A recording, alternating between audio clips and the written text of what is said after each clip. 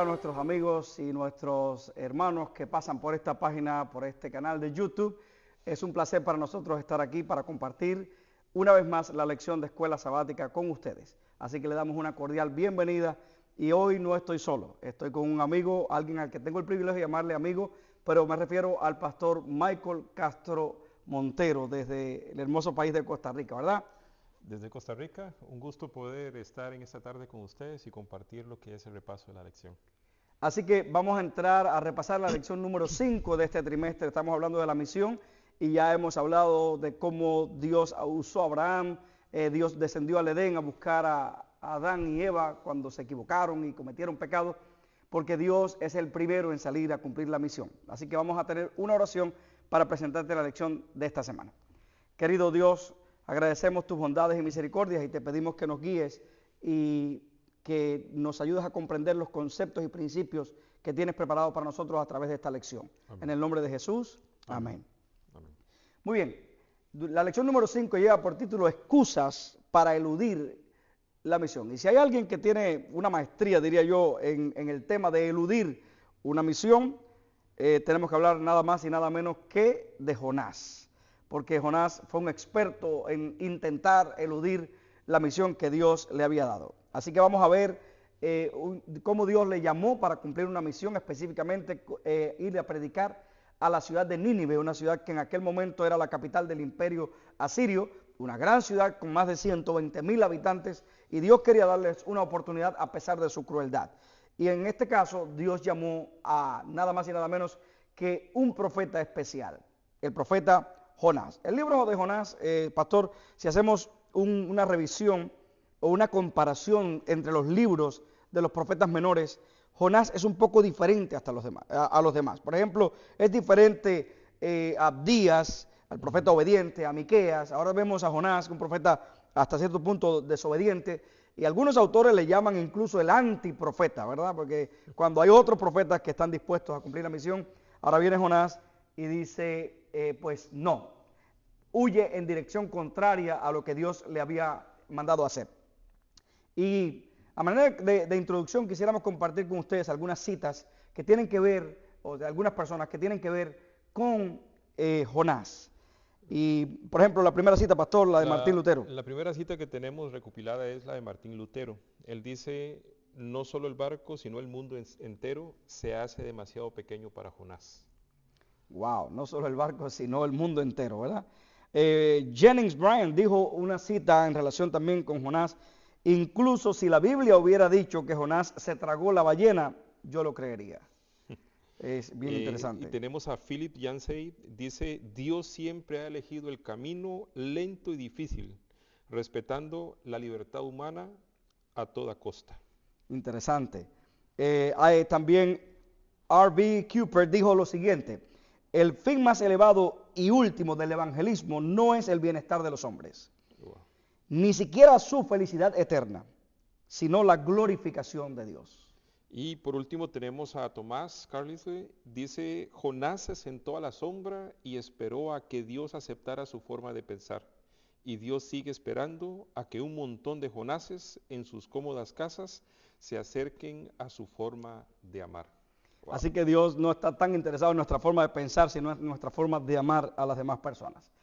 Con estas citas comenzamos la lección del día de hoy, y el bosquejo de esta semana, es el siguiente: nuestras excusas, el miedo como excusa, los conceptos falsos como excusa, lo vamos a ver esta semana, la inconveniencia como una excusa, las confrontaciones que a veces son un poco incómodas, y por supuesto la decisión final, yo creo que presentada a través del profeta Isaías, que dijo, he aquí, envíame, o aquí estoy, Señor, envíame a mí. Pastor, ¿de qué manera el miedo muchas veces podemos presentar el miedo como una excusa para no cumplir la misión?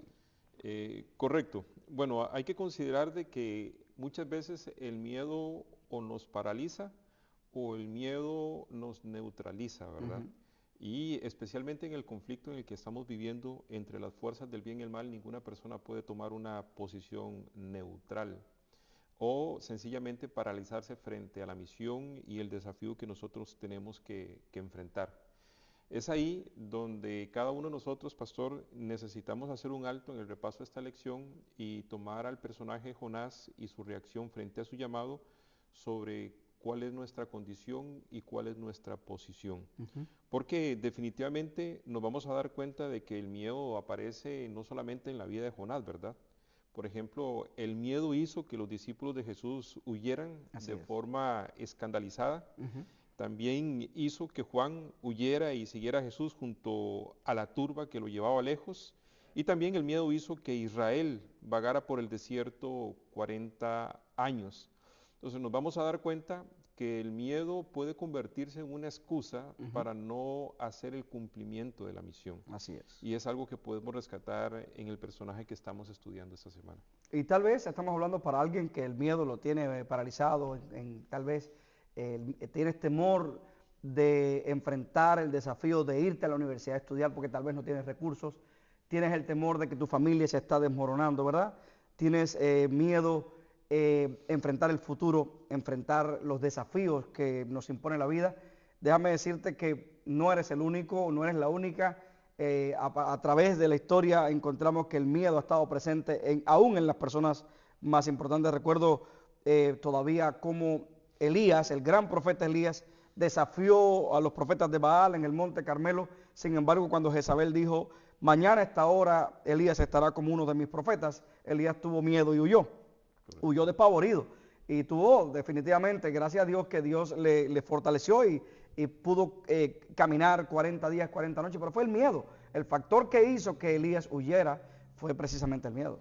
Algo que hay que tener en cuenta, pastor, es, por ejemplo, las personas que actualmente le están sirviendo a Dios, si evalúan o valoran un poquito el tiempo atrás o durante todo el tiempo en que le ha servido a Dios, nos daremos cuenta de que hay momentos en los cuales hemos llegado a experimentar miedo en hacer una labor o un servicio especial o tratar con un grupo o una persona en específico.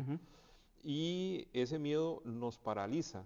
Sin embargo, existe el factor en el cual nosotros podemos tomar decisiones determinantes y es dar un paso adelante por fe. Y es maravilloso ver que cuando nosotros damos un paso adelante por fe, cómo Dios nos puede utilizar. Por lo tanto, si alguien que nos está escuchando en este momento nos está viendo y ha encontrado a través del miedo una excusa para no cumplir la misión, el llamado que podemos hacer a través de la experiencia que estamos viendo ahora es la importancia de poder dar un paso adelante por fe y no permitir de que el miedo se convierta en una excusa y nos neutralice. Entonces, pudiéramos decir, pastor, que el antídoto para el miedo es la fe. Es correcto. El antídoto para el miedo. Es sencillamente dar un paso adelante y dejar que sea Dios quien haga, actúe, y al final Él siempre nos sorprenderá de la forma en que nos ha usado. Amén, amén. Bueno, el segundo punto de esta semana es los conceptos falsos, ¿verdad? Y en este caso, inevitablemente, casi todos, me imagino, conocemos la historia de Jonás, y para ti que tal vez no la conoces y nos está mirando por primera vez, Jonás huye del llamado de Dios y dice la Biblia que se fue a Jope y desde Jope tomó una nave, o sea, un barco que iba para Tarsis. En otras palabras, si aquí estaba Nínive, Tarsis estaba en el otro extremo. O sea, Jonás trató de huir definitivamente al otro extremo del llamado que Dios le estaba haciendo. Y se metió en el barco, pagó su pasaje y dice la Biblia que se acostó en el camarote de más abajo, o sea, ya en el interior de la nave, donde nadie pudiese encontrarlo. Y la nave comenzó a navegar, se levantó una gran tormenta. Y esa tormenta revela algunos aspectos, ¿verdad?, interesantes sobre Jonás, pero también sobre los marineros. Y nos damos cuenta que lamentablemente estaban equivocados algunos conceptos que ellos tenían, ¿verdad?, conceptos falsos. Jonás, cuando la tormenta se levanta y los marineros no pueden con la tormenta, entonces tratan de buscar un culpable. Y Jonás asume la culpa y dice, yo soy el culpable. La razón por la que la tormenta está es por mi causa. Esto nos dice solamente una cosa sobre Jonás, que así como existen conceptos falsos en nuestro medio y en algún momento llega a influenciarnos y nosotros adoptamos estos conceptos falsos. Y evidentemente, de acuerdo a lo que hemos estudiado, Jonás aceptó conceptos falsos de los que se vivían en su tiempo y esto se convierte en uno de los impedimentos muchas veces para nosotros poder servir a Dios. Así es. Así que notamos en la lección que la cosmovisión que tenían los marineros de Dios o de los dioses era que se necesitaba un sacrificio humano para apaciguar la ira de esos dioses, ¿verdad? Y el hecho de que Jonás accediera a ser arrojado al mar revela que, aunque era hebreo y aunque era profeta de Dios, su cosmovisión también estaba influenciada por la cosmovisión de la época, Sí. por lo que entendía la gente de la época. Y esto es doloroso, porque si Jonás llegó a adoptar esta idea mal fundada o este concepto falso en su época por las personas con las cuales él estaba rodeado, en realidad él no podía hacer un sacrificio completo para, en este caso, al Dios verdadero. Y de alguna forma existía ya la promesa del Mesías. Así es. La promesa de alguien que sí era digno y que era suficiente para apaciguar la ira de Dios y traer misericordia a la humanidad. Quizás si él no hubiese adoptado ese concepto falso y hubiese adoptado la idea que proyecta el Dios verdadero, aquel quien lo llamó a predicar a Nínive, probablemente hubiese asumido una actitud de más entrega, misericordia y no juzgar a una nación como Nínive. Así mismo o es. despreciarla. Así es, así es. Bueno, así que la cosmovisión de la época había influenciado bastante al profeta, a pesar de que era profeta y que conocía al Dios verdadero. Y eso significa que tal vez, pastor, muchas veces algunas creencias o la cosmovisión de nuestra época también puede influenciarnos, ¿verdad? Lamentablemente, a veces, hoy estaba pensando en algo curioso. A veces escucho a algunos adventistas cuando pierden un ser querido decir, bueno, ya está descansando, con lo cual la Biblia es correcto. Pero algunas personas incluso dicen, bueno, fulanito, aunque no me estás escuchando, pero te quiero decir que fuiste el mejor, que esto, que lo otro. Y entonces, a veces cuando reviso esas revisadas que uno le da a las páginas, a las redes sociales, encuentro esos y digo, ¿será que la cosmovisión de la época ha influenciado de cierta manera, ha permeabilizado nuestro enfoque de la doctrina del estado de los muertos? Sí, igual, un ejemplo tal vez, pastor, que tuvimos de vivencia en esta semana en una de las visitas que hicimos, fue que visitamos a una persona y una de las preguntas que le hicimos cuando estábamos en la visita era sobre cómo conoció el mensaje o cómo se hizo adventista. Y dice que a través de la influencia de alguna iglesia judía mesiánica o algo así, supo la verdad del sábado y luego escuchó igual más sobre el sábado a través de la escritura. Y en algún momento ella, tratando de encontrar una iglesia que guardara el sábado, estaba tratando de encontrar alguna persona que tuviera el conocimiento. Y nos contaba que en su trabajo había una persona que era adventista, o no sé si era cerca de su casa y ella le escuchaba cantar y escuchaba que ella era cristiana, pero entonces le preguntó sobre su iglesia y le dijo que ella era la iglesia adventista. Y entonces ella le preguntó, ¿y por qué no me has dicho nada? ¿Por qué? Y pensé que quizás no te iba a gustar mi iglesia. Ella dice, pero si estoy buscando una iglesia que guarde el sábado. Así es. Entonces, a veces tenemos ideas y conceptos un poco errados en nuestra mente y eso se convierte en un obstáculo para que otras personas puedan conocer del mensaje. Así es, así es. Así que nuestra invitación es, no permitas que los conceptos falsos de la época puedan opacar tu fe o tu conocimiento de la palabra de Dios o del verdadero Dios. Este fue el caso de los marineros y lamentablemente aún el propio profeta también estaba un poco permeabilizada su fe o su concepto que tenía de Dios, porque a Dios, por más que tú quieras apaciguar a Dios, no lo vas a lograr, porque la Biblia declara que toda nuestra justicia es como un trapo de inmundicia, o sea, no podemos, nunca vamos a hacer nada que pueda satisfacer las demandas de Dios. O sea, ¿cómo se podía satisfacer la demanda de Dios? La muerte en la cruz. La muerte de Cristo en la cruz satisfizo todas las demandas de un Dios, del Dios verdadero, de un Dios ofendido porque nuestros pecados le habían ofendido. Por eso cuando nosotros aceptamos a Cristo como nuestro Salvador, entonces estamos aceptando a aquel que satisfizo las demandas de ese Dios, ¿verdad? Amén. Bueno, siguiendo con el tema, para aprovechar el tiempo, uno de los puntos de la semana tiene que ver con la excusa de la inconveniencia, ¿verdad? Y bueno, a veces en la historia de Jonás llega el momento en que Jonás es arrojado al agua y es tragado por un gran pez. Algunos dicen que fue una gran ballena, algunos dicen que pudo ser un cachalote, definitivamente fue un gran pez, ¿verdad? ¿Y qué significa que fue un gran pez? Que fue un pez que, y la Biblia declara que fue un pez que Dios había preparado para esos fines. O sea que no trates de buscar la explicación, ¿verdad? ¿Qué tipo de pez era? No te tires al mar buscando a ver si es este o es aquel, ¿verdad? No pierdas tu tiempo en eso. Lo cierto es que fue un pez que Dios había preparado para esos fines. Y contrario a lo que la mayoría piensa, que el pez pudo ser una experiencia traumática para Jonás, y yo lo creo que fue traumático, ¿verdad? Sin embargo, fue el medio que Dios usó para salvar a Jonás de ahogarse en el agua. ¿Es cierto, pastor? Correcto. Ahí tal vez, pastor, necesitamos en este momento plantearnos la pregunta, ¿verdad? Si nos hemos estado manteniendo en una forma neutral o pasiva, no hemos estado involucrados en una misión o hemos estado huyendo de ella, a través de las diferentes excusas que se han mencionado, tal vez debiéramos hacernos la pregunta, ¿verdad? ¿Alguna vivencia adversa que estamos teniendo en este momento será un pez enviado por Dios? Así es, así es.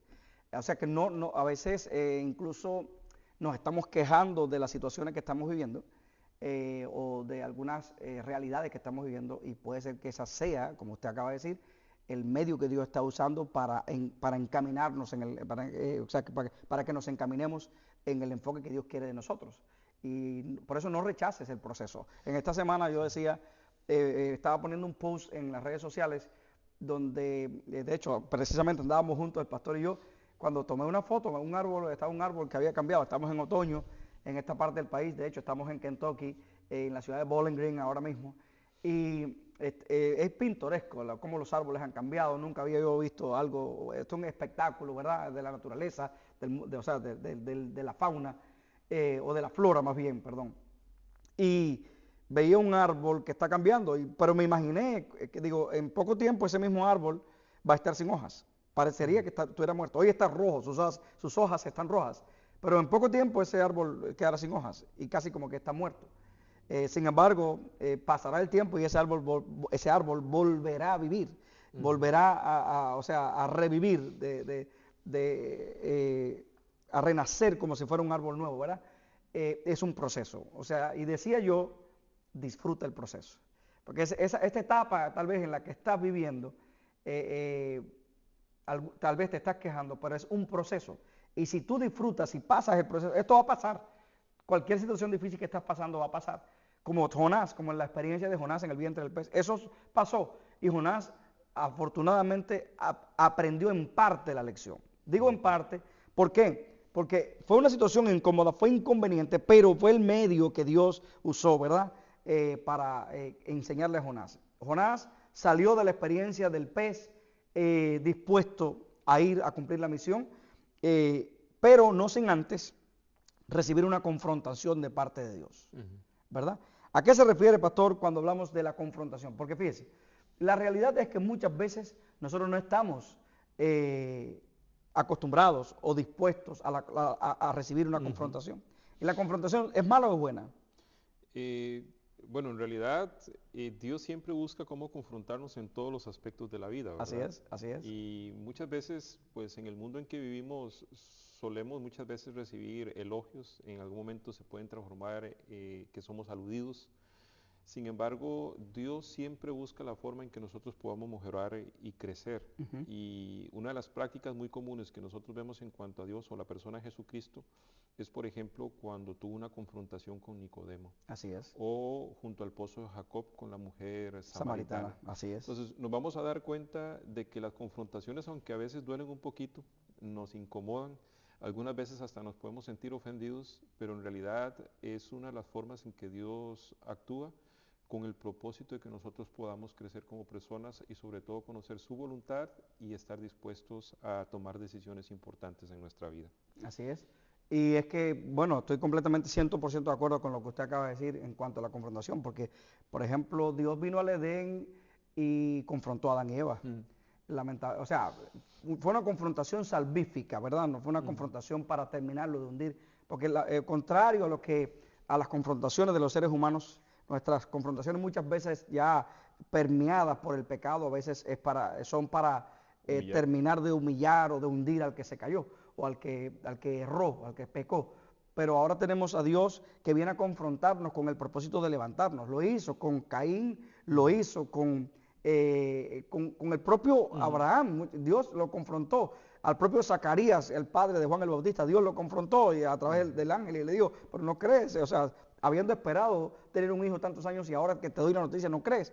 Pero es una confrontación con fines salvíficos y de esto se trata la confrontación de Dios para Jonás. Y algo importante, pastor, en cuanto a la confrontación y todos nuestros amigos que nos escuchan, muchas veces Dios nos confronta no a través de una visión o a través de un sermón o a través de un evento auditivo.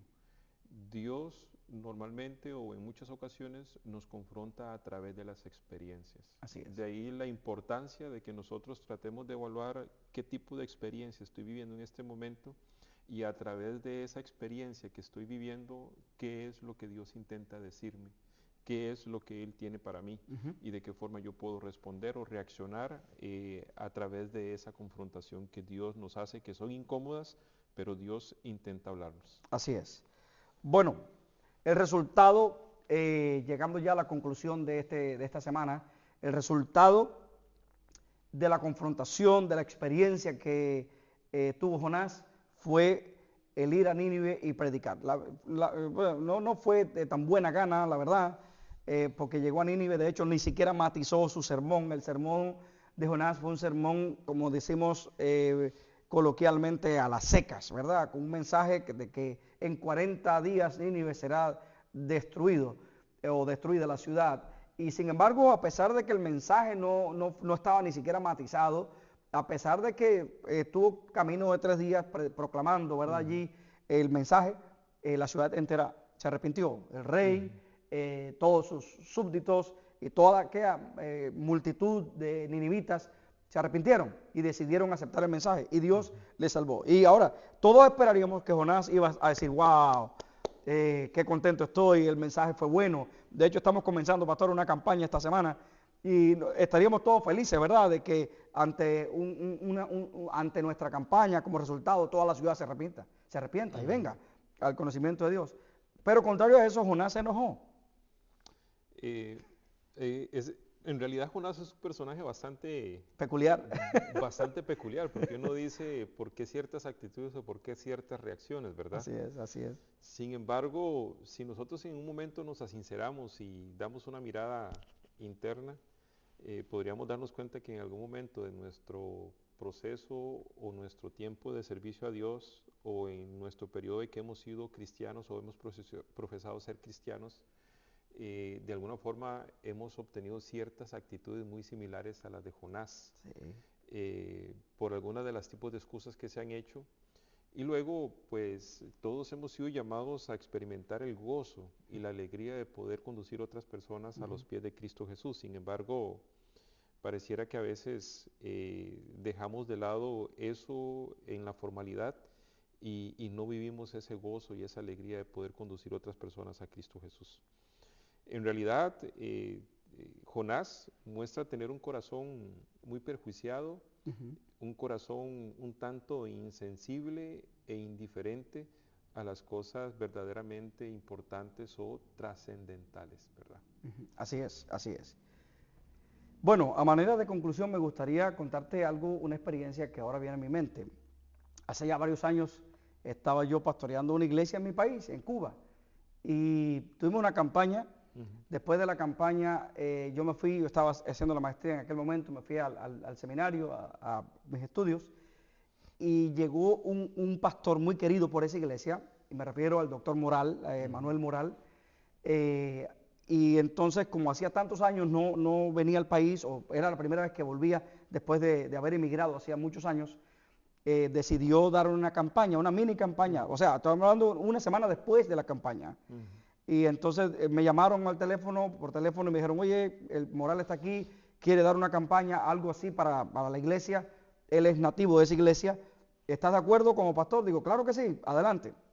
En esa semana, o en esa mini semana, recuerdo que 11 personas, aparte de lo que se había bautizado en la campaña oficial, decidieron con Moral bautizarse. Así que cuando yo llegué, o sea, ya la campaña pasó, yo llegué, los líderes me dijeron, tenemos que conversar. Entre los que se decidieron a bautizarse, había un hombre que se llama Luis. No voy a decir el sobrenombre porque era un poquito despectivo. La gente realmente no lo trataba muy bien. Y los líderes me dijeron, estamos de acuerdo que se haya bautizado gente, pero ¿para qué bautizar a este hombre? Ujú, Era un hombre marginal. ujú, Y yo dije, bueno, permítanme primero tratar a Luis. Luis hacía años visitaba la iglesia, ujú. pero nunca se había bautizado. Tal vez tenía algún problema de adicción con el cigarrillo, etcétera. Yo dije, primero déjeme bautizarlo, visitarlo, y después que yo lo visite, voy a dar mi opinión. Recuerdo llegar a casa de Luis. Él no tenía una casa, él vivía detrás de la casa de un sobrino en literalmente un bajareque. Wow. Un bajareque era una casita que era de hojas de palma, o nosotros le llamamos guano a eso, hasta el suelo. No tenía una cama donde dormir. Él estaba allí, literal, era bien pequeñito, bien pequeñito. Ahí vivía Luis. Wow. Hablé con él y recuerdo que cuando le dije, ¿por qué quisiste bautizarte? Me dijo, porque quiero salvarme. Y lloró ese día. Realmente tenía problemas con la adicción al cigarrillo. Pero me dijo, estoy luchando para dejar esto, pero amo a Dios con todo mi corazón. Ujú. Hoy día, Luis descansa en el Señor. Wow. Eh, Tal vez para los líderes no era digno de bautizarse. Pero qué sorpresa podemos tener en el cielo cuando Jesús regrese y le dé vida a los muertos. Tal vez uno de los que se levante sea Luis, con inmortalidad, porque aceptó a Cristo de todo corazón. Entonces, no te enojes cuando tal vez la chica que es de mala vida en tu barrio decide venir a la iglesia y aceptar la oportunidad que Dios le da. O el borracho, o la prostituta, o aquel que está enfermo con una enfermedad sexual. No te enojes, porque Dios te da oportunidad a ti que estás en la iglesia, y le da oportunidad a todos. Ese es el Dios de las oportunidades, el Dios a quien tú y yo servimos. Así que lamentablemente el profeta Jonás se enojó porque la gente se arrepintió, pero estoy seguro que un día Jonás va a tener muchas sorpresas cuando Jesús regrese, porque se va a encontrar con mucha de esa gente que aceptaron el mensaje que él les dio. Gloria a Dios.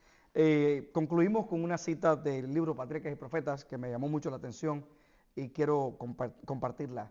Dice, mientras el profeta pensaba en las dificultades e imposibilidades aparentes de lo que se le había encargado, se sintió tentado a poner en duda la prudencia del llamamiento. Desde un punto de vista humano, parecía que nada pudiera ganarse proclamando un mensaje tal en aquella ciudad orgullosa. Se olvidó por el momento de que el Dios a quien servía era omnisciente y omnipotente. Y mientras vacilaba y seguía dudando, Satanás le abrumó con desaliento. Poderosa esta cita va a ser. Poderosa esa cita. Definitivamente apreciado. Esperamos que estos conceptos que hemos compartido con ustedes esta semana te ayuden a no eludir, a no evadir la lección, la misión que Dios ha puesto en tus manos. Aprovecha esta oportunidad que Dios te está dando y predícale a tus amigos, a tus vecinos, compártele. Pero no solamente no vengas a compartirle algo que tal vez escuchaste en otro lugar o que viste por allí. Comparte lo que Dios está haciendo en tu vida. Porque si Dios ha hecho algo por ti esta semana, es bueno contarlo a otros que tal vez no tienen esperanza. Vamos a tener una oración y le voy a pedir al pastor Michael que tenga esta oración. Y después de esta oración habremos concluido el estudio de esta semana. Señor, en este momento queremos darte gracias por el llamamiento que tú nos has hecho de poder servirte y sobre todo llevar esperanza a otras personas. Amén. Permita que las excusas que hayamos planteado hasta este momento de nuestro llamado podamos dejarlo de lado. Y así, Señor, considerar cada una de las confrontaciones que tú nos has hecho o nos estás haciendo y evaluarlas a través de estas experiencias, la importancia de tomar decisiones importantes. Y es levantarnos, dar un paso al frente y decir, Señor, heme aquí. Y así, Señor, juntos podamos cumplir la predicación del Evangelio, expandiéndolo en el lugar donde tú nos has colocado. Y así, Señor, no solamente esperar tu retorno, sino poder apresurarlo y estar juntamente con Cristo y miles, de millones de personas juntos ante su venida y estar con Él por la eternidad. Amén. Por favor, bendice a tu iglesia y a cada uno de amigos y amigas que nos han escuchado en esta noche. Te lo agradecemos y te lo pedimos en el nombre de Cristo Jesús. Amén. Amén.